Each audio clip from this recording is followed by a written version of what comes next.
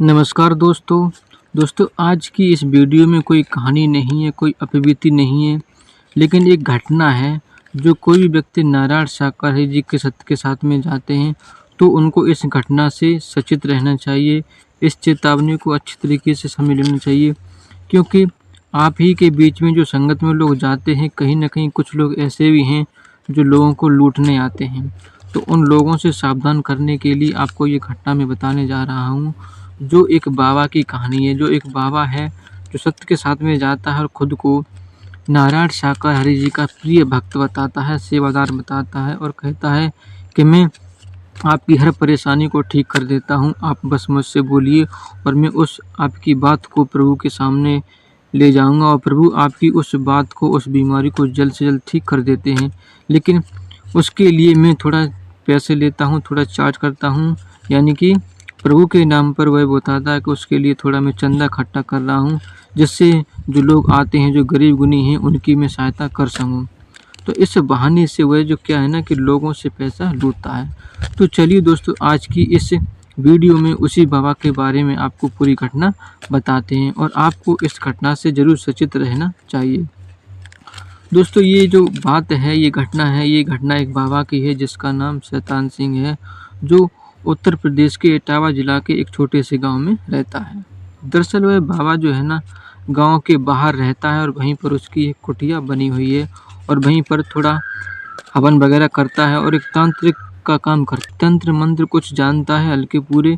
तो वहीं पर लोग जो आते हैं उसके यहाँ पर, उनकी जो थोड़ी बहुत हल्की पूरी बीमारियाँ होती हैं, उनको ठीक करने का दावा करता है और खुद को एक तांत्रिक बताता है। तो इस तरीके से उसका थोड़ा-सा व्यापार चल रहा था, जिसे आप धंधा बोल सकते हो। यानी कि जो लोग वहाँ पर उसके यहाँ आते हैं, कहते हैं कि बाबा मुझे ये पड़ गया है, मेरे बेटे के ऊपर किसी ने चक्कर कर दिया। यानी इस तरीके से जो लोग आते हैं तो उनकी बीमारियों को ठीक करता है। तो इसी तरीके से वहाँ पर उसका धंधा चल रहा था। तो वह कभी-कभार जो है ना, वहाँ से चलता है और अपने 2 चेलों को लेकर भी चलता है और वहीं की जो आस-पास के गाँव हैं उनमें जाता है और उनकी घर जाकर लोगों की परेशानियों को ठीक करने का दावा करता है। कभी-कभार तो वह बहुत दूर-दूर तक चला जाता है और वहाँ पर जाकर भी लोगों की परेशानी को ठीक करने का दावा करता है। हालाँकि उसके यहाँ पर, जहाँ उसकी कुटिया बनी हुई थी, वहाँ पर भी लोग बहुत आते थे। तो एक बार की बात है कि वह बहुत दूर चला जाता है और एक गाँव में पहुँचता है। तो वहाँ पर क्या है ना कि कुछ लोग जो है ना, नारायण शाकाहारी जी की आपस में चर्चा कर रहे थे। लगभग 20-25 लोग बैठे होंगे और कुछ महिलाएं भी होंगी। तो वहीं पर जो है ना, एक कुर्सी पर नारायण शाकाहारी जी की छवि को रख कर के सभी लोग आपस में भजन कीर्तन और चर्चाएं कर रहे थे। तो इस बाबा ने और उसके चेले ने देखा कि ये क्या हो रहा है, तो ये लोग वहीं पर बैठ जाते हैं और प्रभु की चर्चा को सुनने लग जाते हैं। तो वहाँ पर जो है ना, कुछ लोग जो है ना अपनी अपबीती बता रहे थे कि उनको पहले ये बीमारी थी और नारायण शाकाहारी जी के सत्य के साथ में आने से उनकी ये बीमारी समाप्त हो गई। किसी ने बताया कि मेरे बेटे को किसी भूत ने जकड़ लिया था, लेकिन प्रभु के सत्य के साथ में आने से उनका बेटा ठीक हो जाता है। किसी ने बताया कि मेरी जो 9 साल का बेटा था, वो घर से भाग गया था, आज 3 साल बाद प्रभु के सत्य के साथ में जाने से घर पे वापस आ गया। यानी इस तरीके से लोग चर्चाएँ कर रहे थे। तो ये बाबा ने सोचा कि ये लोग कहीं न कहीं ज़रूर इन प्रभु को, इन नारायण शाकाहारी जी को अच्छी तरीके से मानते होंगे, तभी इनकी जो है ना बीमारियाँ ठीक हुई हैं, इनकी जो समस्याएँ थीं प्रभु ने हल की हैं। तो उसने विचार किया कि हम भी नारायण शाकाहारी जी के सत्य के साथ में जाया करेंगे। तो फिर उन तीनों लोगों ने विचार किया और शाम को अपने घर पर ठिकाने पर आ जाते हैं। कुछ दिनों बाद जब उन्होंने अच्छी तरीके से निश्चय कर लिया कि अब हम भी सत्य के साथ में जाएँगे, तो फिर वह भी नारायण शाकाहारी जी के सत्य के साथ में जाने लगते हैं। सत्य के साथ में जाते हुए उनको लगभग 2 से 3 महीने बीत जाते हैं। तो इस दरमियान उनका जो धंधा था, घर पर जो तांत्रिक विद्या थी, उसको मतलब ज़्यादा नहीं हो पाती थी। जब ज़्यादा नहीं हो पाती तो पैसे भी कहीं से नहीं आ रहे थे, क्योंकि 3 लोग थे, बाबा और उसके 2 चेला। तो उनका खाने का खर्चा कैसे चले? तो उन्होंने विचार किया कि क्यों ना इसी संगत से थोड़ा पैसे लिए जाएँ और अपना खर्चा चलाया जाए। तो फिर वह फिर से कुछ दिमाग में सोचने लगे और उन्होंने विचार किया कि क्यों ना हम, बाबा तो वैसे ही हैं और जो लोग आते हैं उनको एक नया रास्ता देते हैं। और उस बाबा ने सोचा कि अब हम खुद को नारायण शाकाहारी जी का सेवादार बताऊंगा, जिससे लोगों से कुछ पैसे लूँगा और कहूँगा कि मैं नारायण शाकाहारी जी का प्रिय भक्त हूँ, सेवादार हूँ। आप अगर मुझे पैसे दोगे तो आपकी उन समस्याओं को मैं जल्द से जल्द ठीक करवा दूँगा, और उस पैसे को मैं अपने पास नहीं रखूँगा। उस पैसे को जो है ना, मैं गरीब गुनी लोगों में लगा दूँगा। जो लोग गरीब हैं, जिनके यहाँ रहने पीने का कुछ नहीं है, उन लोगों को मैं पैसा वो दे दिया करूँगा। तो इस बहाने से उसने ये खेल करना शुरू कर दिया।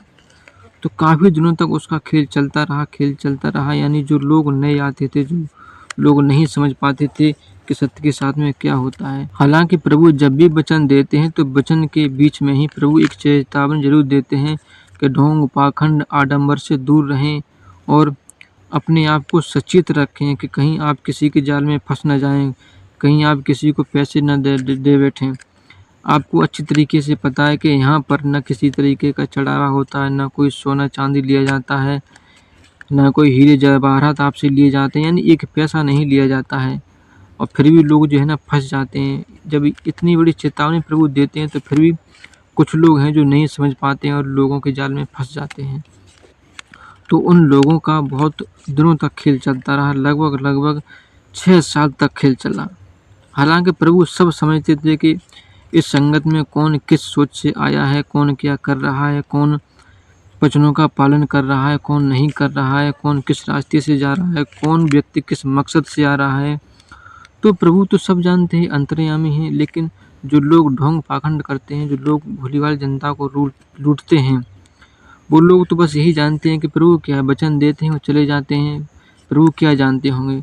लेकिन जो व्यक्ति सच्चे मन से प्रभु की सेवा करता है, प्रभु के वचनों का पालन करता है, तो उस व्यक्ति को प्रभु जरूर दर्शन देते हैं, उस व्यक्ति की मनोकामना जरूर पूरी होती है। जब उन लोगों का पाप का घड़ा बहुत भरने लगा, उन्होंने बहुत पाप कर लिए, बहुत कुकर्म कर लिए, उन्होंने इतना पैसा लूट लिया, तो जो बाबा था और उसके जो 2 चेले थे, उन तीनों लोगों में आपस में फूटन पड़ जाती है पैसे के लिए।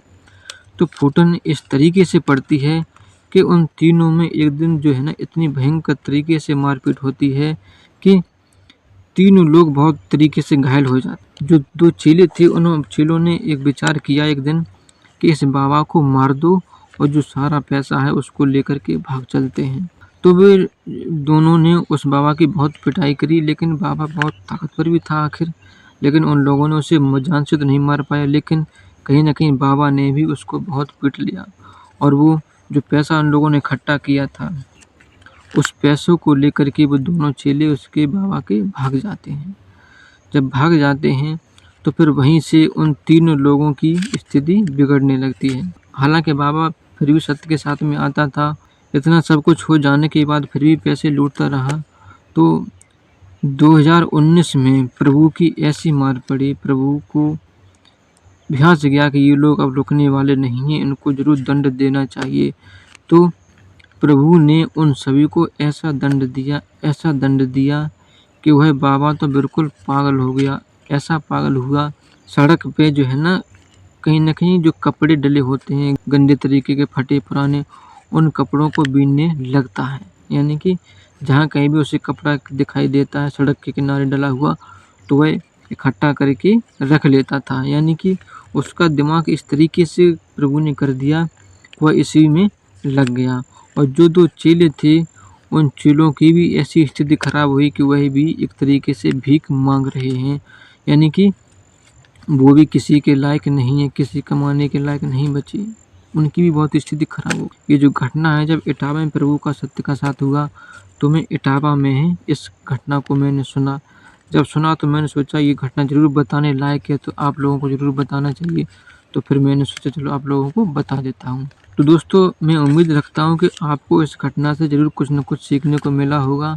यदि आपको सीखने को कुछ न कुछ मिला है तो प्लीज़, यदि आप सत्य के साथ में जाते हो, प्रभु के वचनों का पालन करते हो, तो ऐसे लोगों से सावधान रहें, नहीं तो आप फंसते चले जाओगे और इन लोगों के चक्कर में पड़ जाओगे, तो आपके जीवन का कुछ भला होने वाला नहीं है। प्रभु साफ साफ बोलते हैं कि इन ढोंग पाखंडों से बचकर रहें। आपका यहाँ पर कुछ भी लिया नहीं जाता है, 1 रुपया पैसा, सोने चांदी के जेवर जवाहरात कुछ नहीं लिया जाता है। बस जो है ना, आपको जब टाइम मिले और थोड़ी बहुत आपके पास किराए के लिए पैसे हों तो आप वचनों को सुने, अन्यथा घर से ही भजन कीर्तन कर सकते हैं। तो दोस्तों, यदि आप ऐसी कोई घटना जानते हो तो प्लीज़ हमें कमेंट बॉक्स में ज़रूर बताएँ।